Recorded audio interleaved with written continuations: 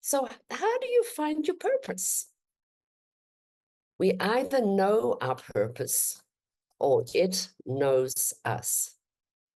There is a larger issue, and it is whether we are waiting for someone to confirm what we already know before we truly believe it, or are we strong enough and bold enough to embrace our convictions? Finding purpose is the third slide down, and finding purpose comes feeling like a definite interest in something you like, and later on takes the form of an increasing amount of passion towards a specific action in a clear area. So maybe you are very clear already about your purpose. Maybe you know very, very clearly what your purpose is. Next slide, please. And in the next slide, I ask the question, so how do you find the courage to create? And to define your personal purpose, start with some of these questions. How will the world be better off thanks to you having been on this earth? This is a profound question. What are your unique gifts and superpowers? Who have you been when you've been at your best? And who must you fearlessly become?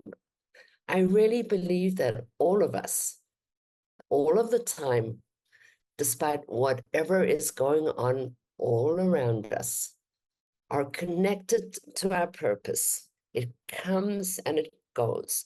Sometimes we feel strong and grounded in our purpose, and sometimes we're overwhelmed by everything around us, by our own families, by the society around us. Sometimes it's too much, and then we lose sight of our purpose, but it's there.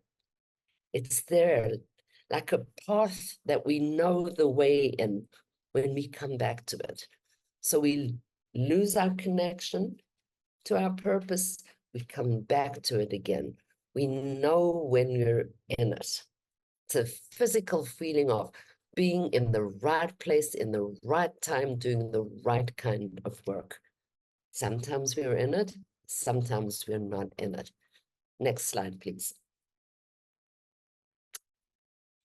So with all of the studies that have been done around creativity, Mark Ronker has done a lot of work around creativity. And what he believes is, I believe creativity is part of what it means to be human. We all have it. Most of us need to fulfill more of it. The arts are inherently creative because they exist for the purpose of exploring originality or the attributes of the self. And the attributes of the self are us, me, individually, but it's also the society I'm part of. It's the ancestral lineage that I'm part of. It's the spiritual realm of which I am a part. And the arts hold us through all of that. The intrapersonal, my own history, my own experiences, the interpersonal, the people around me who I have connected to, both from my childhood and throughout my entire life, the cultural part of me that I'm connected to, that connects me to my lineage, my ancestral lineages, to indigenous traditions. All of that is there as part of the cultural, the political, and the spiritual components. Next slide, please. One of my favorite artists is a woman called Bracha Ettinger, and I'm going to end with a long quote from her, which I'm going to read because I think it's important. She says, "There is a world to be gained by recognizing the humanity of the arts. Art is the ethical space where we encounter the pain of others and truly reflect on its significance to a shared human community." Art is a direct and imaginative response to the traumas of suffering. It refuses an image of the world that is presented to us as a catastrophically fated event. Art thus places itself on the side of life as it directly resists the rituals of death and destruction.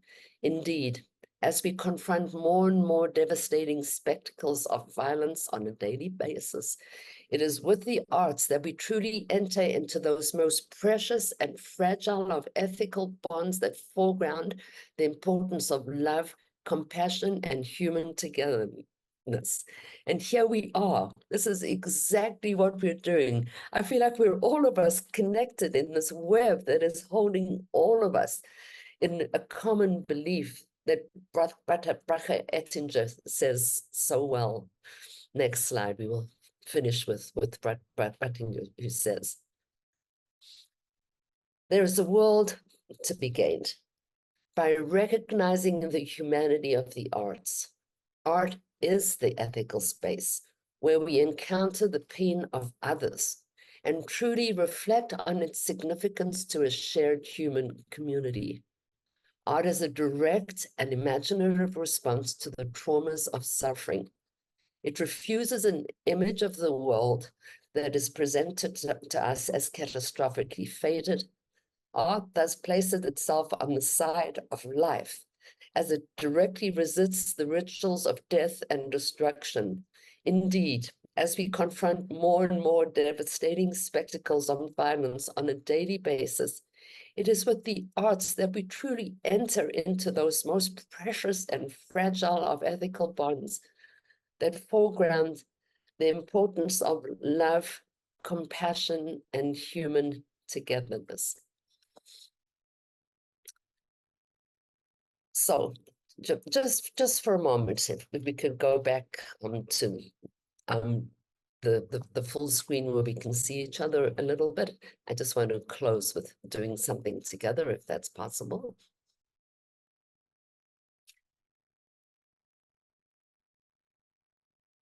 Never mind. No, we'll do it imaginatively together. So here we are. Here we are in this moment together, thinking about and moving those thoughts through our body and into our musculature of what it means to be part of this communal space where we look at the ways in which the arts help us survive as a species. Just for a moment, if we can, let's end together and collectively in the space. It doesn't matter if the slide stays up, not to worry. So everybody, and Philip, I ask you too, everybody, put your hands together. Put your hands together and just for a moment, connect to your own history, to your own heart. Connect to the long line of people who stand behind you in your life and in your ancestral traditions, and honor yourself, your own experience, the moment you find yourself in. Honor yourself and honor all the people who imaginatively stand behind you, who've been part of your life. And for a moment, let's reach out our hands to each other.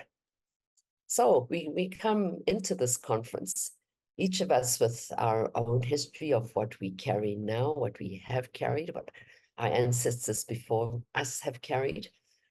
And we reach out to each other in this collective space of this conference that we're in.